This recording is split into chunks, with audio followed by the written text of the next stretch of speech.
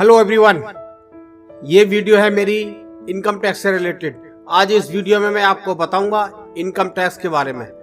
और income tax में मैं आपको बताने जा रहा हूं इनकम टैक्स का रेट और स्लैब जो फाइनेंशियल ईयर चल रही है 2023 और ये ख़त्म होगी 31 मार्च 2024 को।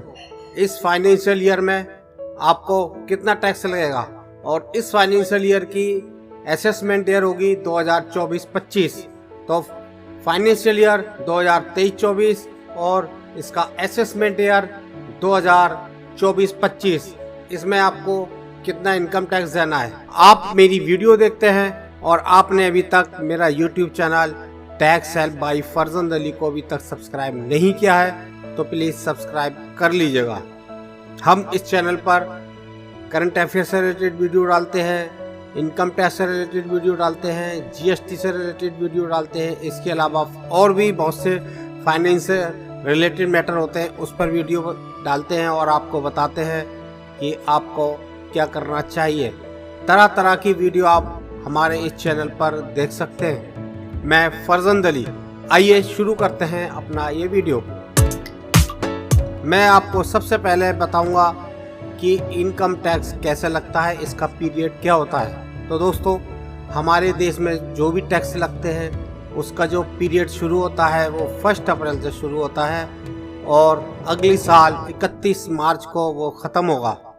यानी अगर हमारी जैसे 2023 चल रही है तो हमारी ये 1 अप्रैल से फाइनेंशियल ईयर शुरू हुई है और 31 मार्च 2024 में ये ख़त्म होगी। तो जिस दौरान या जिस पीरियड में आपका बिजनेस चलता है या एक्टिविटी होती है उस पीरियड को कहते हैं फाइनेंशियल ईयर। और इसकी जो क्लोजिंग होती है वो 31 मार्च को होती है। 31 मार्च के बाद 1 अप्रैल से नई साल शुरू होती है। उस नए साल को हम कहेंगे असेसमेंट ईयर। इस साल की जो हमने बिजनेस किया है उसका लेखा जोखा हमें देना है अगली साल, यानी 1 अप्रैल से शुरू होने वाले साल, उसको हम असेसमेंट ईयर कहते हैं। तो आपको समझ आ गया होगा कि असेसमेंट ईयर क्या होता है और फाइनेंशियल ईयर क्या होती है।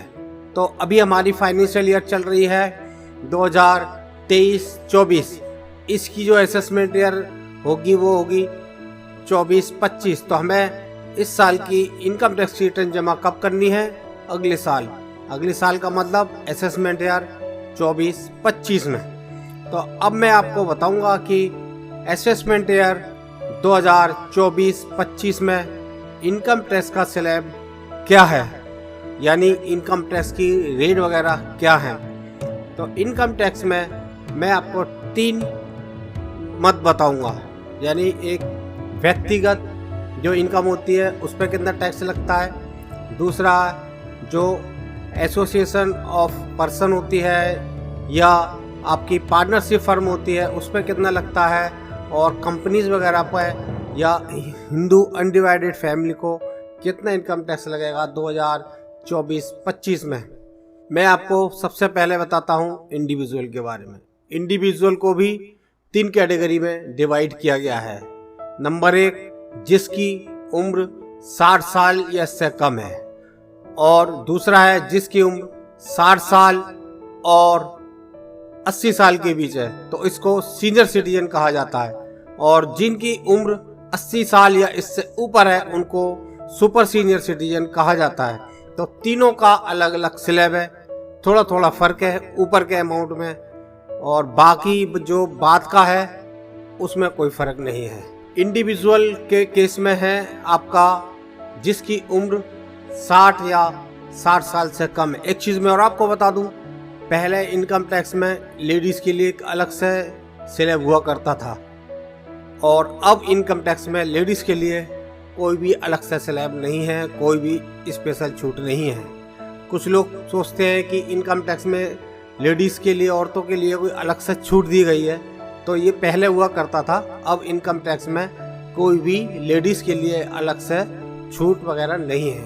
तो मैं बता रहा था आपको व्यक्तिगत इनकम पर, इंडिविजुअल इनकम पर। तो इंडिविजुअल इनकम पर गवर्नमेंट ऑफ इंडिया ने 2 रिजिम किए हुए हैं, एक ओल्ड रिजिम और एक न्यू रिजिम। तो न्यू रिजिम में अलग उसका टैक्सेशन है और ओल्ड रिजिम में अलग टैक्सेशन है। तो मैं आपको बताता हूँ पहले ओल्ड रिजिम के बारे में। तो ओल्ड रिजिम में वह कोई चेंजिंग नहीं की गई है, जो ऐसा पिछली साल था वही टैक्स रेट, वही स्लैब है। यानी अगर आपकी इनकम 2.5 लाख रुपए है तो आपको एग्जम्पशन है, आपको कोई इनकम टैक्स नहीं देना है।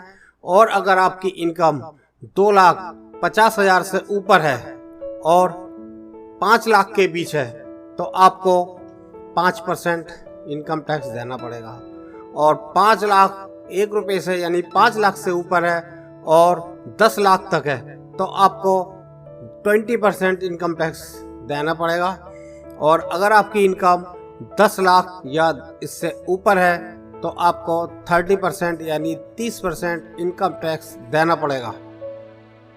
इसके साथ साथ आपको जो भी टैक्स बैठेगा उसका 4% सेस देना पड़ेगा। तो जो भी टैक्स निकल कर आएगा उसका आपको 4% सेस दे करके इनकम टैक्स जमा कराना होता है। अब मैं आपको स्क्रीन पे लेकर बताता हूँ पूरा डिटेल के साथ।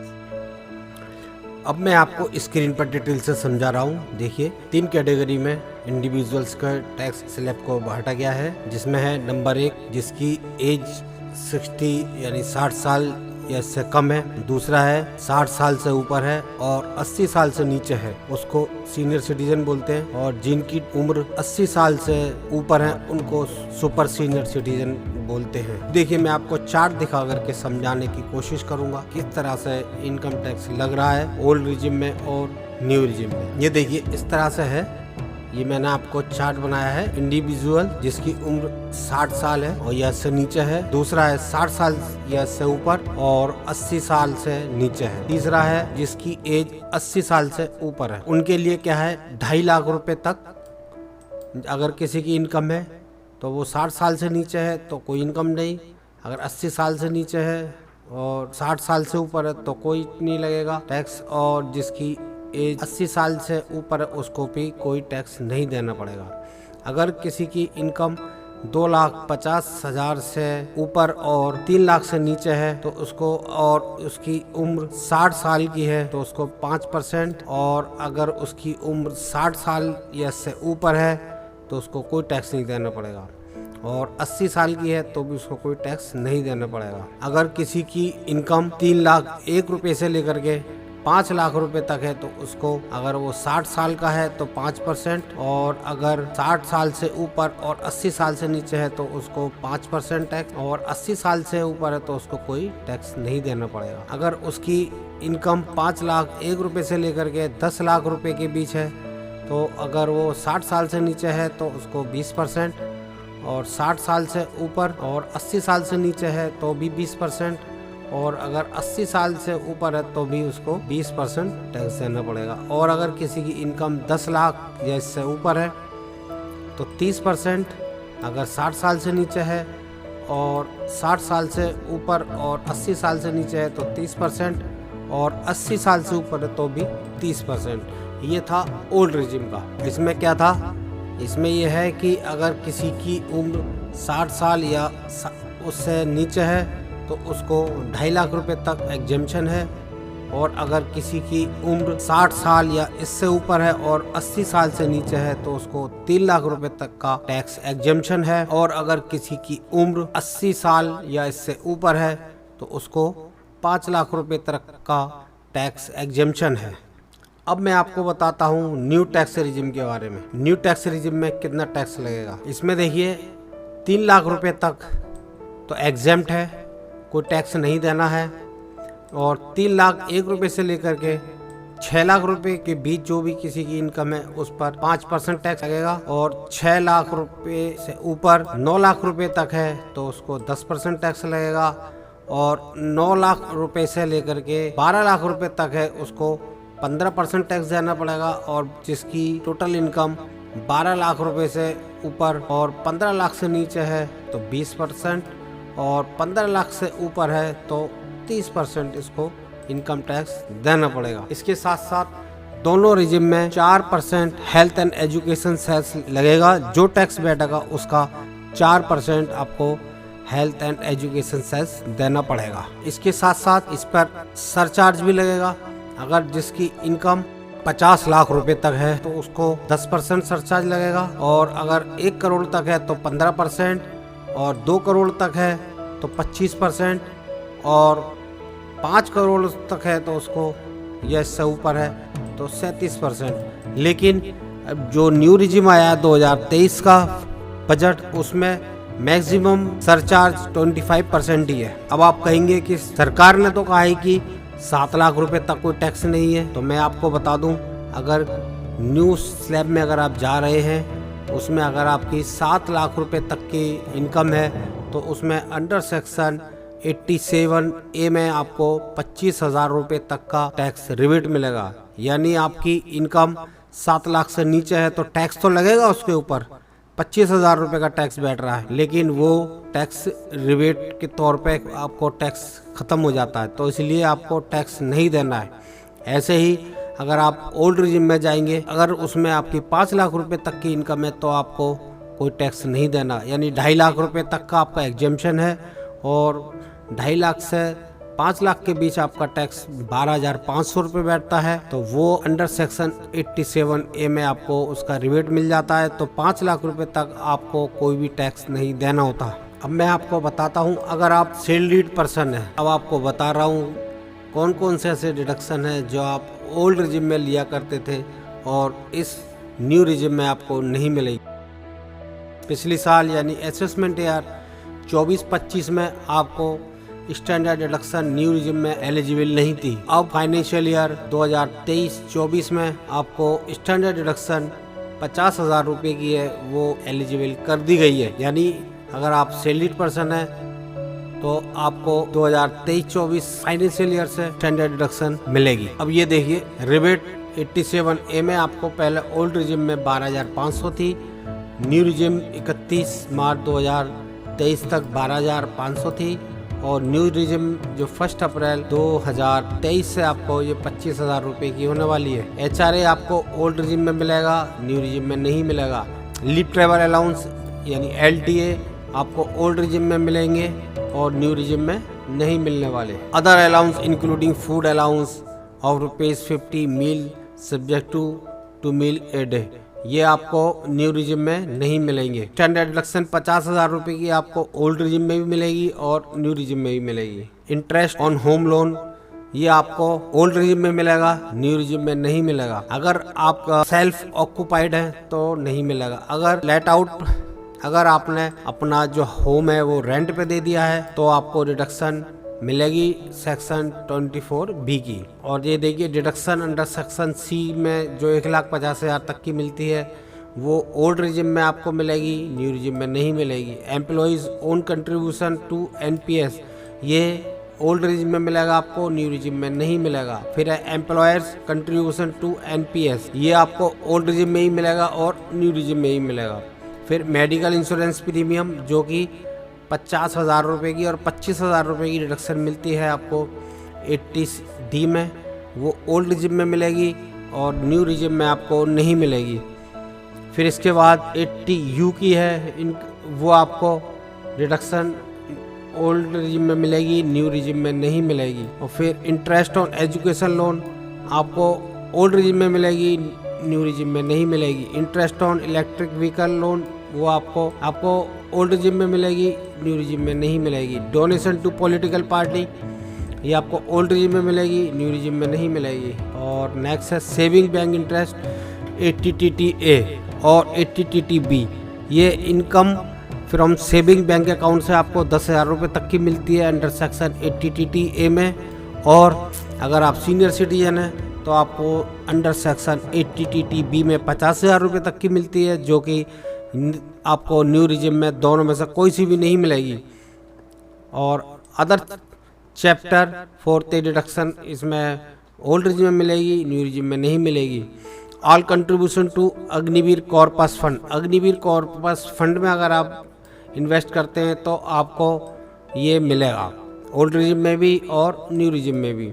Deduction of family pension scheme, ये भी आपको ओल्ड में भी मिलेगी, न्यू में भी मिलेगी। गिफ्ट्स अप टू 50,000 वो आपको ओल्ड रिजिम में भी और न्यू रिजिम में भी उसकी डिडक्शन मिलेगा। Exemption on voluntary retirement section 10 में आपको मिलेगा।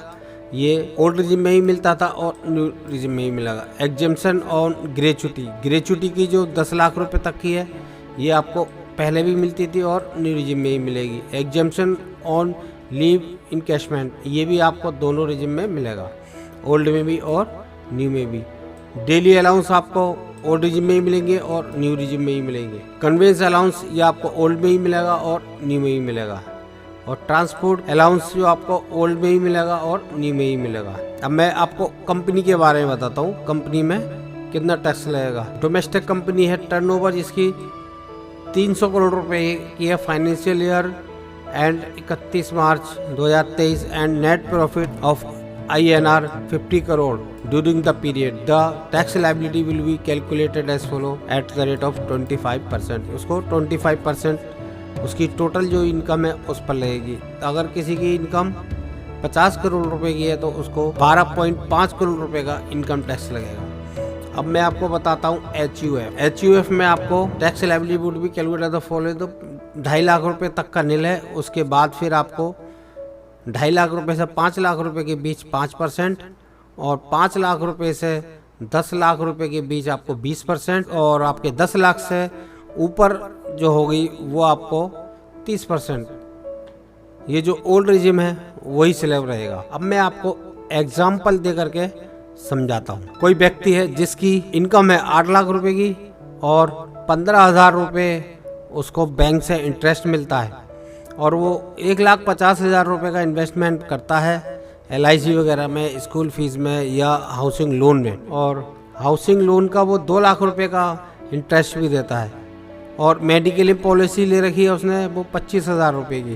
तो मैं आपको कंपेयर करके बताऊंगा कि न्यू रिजिम में और ओल्ड रिजिम में कितना फ़र्क बैठेगा। ये देखिए, टोटल उसकी इनकम हो गई 8,15,000 रुपये की, यानी 8 लाख रुपए की उसकी वैसी इनकम है।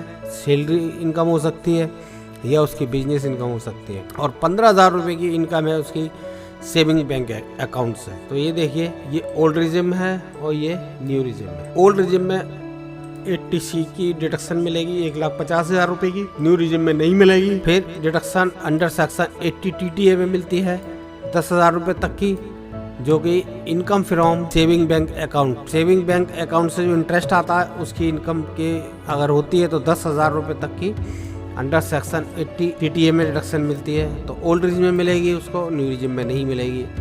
Less deduction under section 24। उसने हाउसिंग लोन ले रखा है, उस हाउसिंग लोन पे अगर इंटरेस्ट देता है तो वो 2 लाख रुपये तक की इसमें डिडक्शन मिल जाती है और न्यू रिजिम में नहीं मिलेगी। तो आपकी टोटल डिडक्शन हो जाएगी उसकी 3,60,000 रुपये की और न्यू रिजिम में कोई डिडक्शन नहीं है। फिर टैक्सेबल इनकम हो जाएगी उसकी 8,15,000 रुपये में से माइनस करेंगे 3,60,000, यानी दो जो टैक्सेबल इनकम होगी वो होगी 4,55,000। तो 4,55,000 पर टैक्स बैठेगा और न्यू रिजिम में 8,15,000 पर टैक्स बैठेगा। अब हम टैक्स कैलकुलेट करते हैं। ये देखिए, 2.5 लाख रुपये तक पर ओल्ड रिजिम में कोई टैक्स नहीं है, न्यू रिजिम में भी कोई टैक्स नहीं है। फिर 2,50,000 1 रुपये से लेकर के 3 लाख रुपये तक यहाँ पर टैक्स लगेगा 5%, वो होगा 2,500 रुपये और न्यू रिजिम में कुछ नहीं होगा। फिर 3 लाख 1 रुपये से लेकर के 6 लाख रुपये तक 5%, वो होगा 10,250 रुपये का। और न्यू टैक्स रिजिम में 3 लाख रुपये तक एग्जेम्प्ट है और 3 लाख रुपये से 6 लाख रुपये के बीच 5% का इनकम टैक्स लगेगा, तो वो 15,000 हो गए। और फिर ये टैक्सेबल इनकम उसकी 4,55,000 है, इसलिए वो 3 लाख से लेकर के 4,55,000 रुपये तक उसकी इनकम पर टैक्स बैठेगा, तो वो 10,250 रुपये ही बैठेगा। उसके बाद 6 लाख 1 रुपये से लेकर 9 लाख रुपये के बीच, तो यहाँ पर जो न्यू रिजिम में होगा वो 6 लाख 1 रुपये से लेकर के 8,15,000 रुपये के बीच टैक्स जो बैठेगा वो होगा 11,500 रुपये का। तो ये अगर हम टोटल करते हैं इसका, तो ओल्ड रिजिम में 10,250 रुपये का बैठेगा और न्यू रिजिम में 26,500 रुपये का बैठेगा। इसके बाद फिर 4% हेल्थ एंड एजुकेशन सेस लगेगा। ओल्ड रिजिम में लगेगा 410 रुपये का और न्यू रिजिम में लगेगा 1,060 रुपये का। तो जो टोटल टैक्स लाइबिलिटी बैठेगी वो ओल्ड रिजिम में बैठेगी 10,660 रुपये की और न्यू रिजिम में बैठेगी 27,560 रुपये की। अगर हम इन दोनों को कंपेयर करें तो 16,900 रुपये आपको ज़्यादा टैक्स पेड करने पड़ेंगे अगर आप न्यू रिजिम में जाते हैं और आपकी इनकम 8 लाख रुपए की है और 15,000 रुपये की इनकम आपकी इनकम फ्रॉम इंटरेस्ट से है, वो भी सेविंग्स है, और आप इन्वेस्टमेंट कर दी और आपने इन्वेस्टमेंट किया हुआ है। अब मैं आपको दूसरा एक एग्जाम्पल से बताता हूँ। आपकी इनकम सेम है, यानी 8 लाख रुपए की इनकम है और 15,000 रुपये की आपकी इनकम है, income from interest on saving bank account. तो आपको कितना टैक्स बैठेगा अगर आप इन्वेस्टमेंट नहीं करते हैं, आपने कोई भी इन्वेस्टमेंट नहीं किया है तब? तो ये देखिए, आपको कोई टैक्स की रिबेट नहीं लेनी है, आपने कोई इन्वेस्टमेंट नहीं किया है तो ओल्ड रिजिम में कुछ नहीं मिलेगा। और ये आपको नेक्स्ट है डिडक्शन अंडर सेक्शन 80 TTA, इसमें आपको जब कोई भी डिडक्शन नहीं मिलेगा। न्यू रिजिम में भी आपको कोई डिडक्शन नहीं मिलेगा। तो देखिए, जब आपको कोई डिडक्शन नहीं मिलेगा तो फिर आपकी टैक्स की इनकम कितनी बैठती है? देखिए, 1 रुपये से लेकर के 2.5 लाख रुपए तक आपको कोई टैक्स नहीं देना, ओल्ड रिजिम में भी और न्यू रिजिम में भी। इस तरह से फिर 2,50,000 1 रुपये से लेकर के 3 लाख रुपए तक आपको ओल्ड रिजिम में 2,500 रुपये और न्यू रिजिम में कुछ नहीं लगेगा। फिर 3,01,000 रुपये से 5 लाख रुपए तक का आपको 5% ओल्ड रिजिम में 10,000 रुपये का टैक्स और न्यू रिजिम में आपको 5% का 10,000 रुपये का टैक्स। और फिर 5,01,000 रुपये से लेकर 6 लाख रुपये तक का आपको 20% ओल्ड रिजिम में 20,000 रुपये का टैक्स देना पड़ेगा और न्यू रिजिम में आपको 5% के हिसाब से 5,000 रुपये का टैक्स देना पड़ेगा। इसके बाद फिर 6,01,000 रुपये से लेकर 9 लाख रुपये तक का आपको 20% यानी 43,000 रुपये का टैक्स लगेगा और न्यू रिजिम में आपको 10% के हिसाब से 21,500 रुपये का टैक्स लगेगा।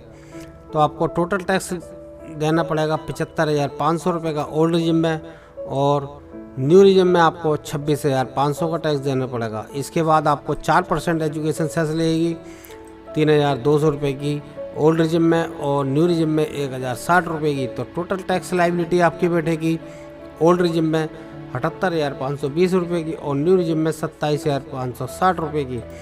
अगर आप इन्वेस्टमेंट नहीं करते हैं तो आपके लिए न्यू रिजिम में जाना बेहतर रहेगा। न्यू रिजिम में आपको कुल 27,560 रुपये का टैक्स देना पड़ेगा। इस तरह से मैंने आपको डिटेल के साथ समझा दिया है, एग्जाम्पल के साथ, कि आपको कितना इनकम टैक्स देना पड़ेगा और अगर आपकी इनकम इतनी है तो आपको कौन सा रिजिम में जाना बेहतर रहेगा आपके लिए, किस रिजिम में आपको जाना फ़ायदेमंद है।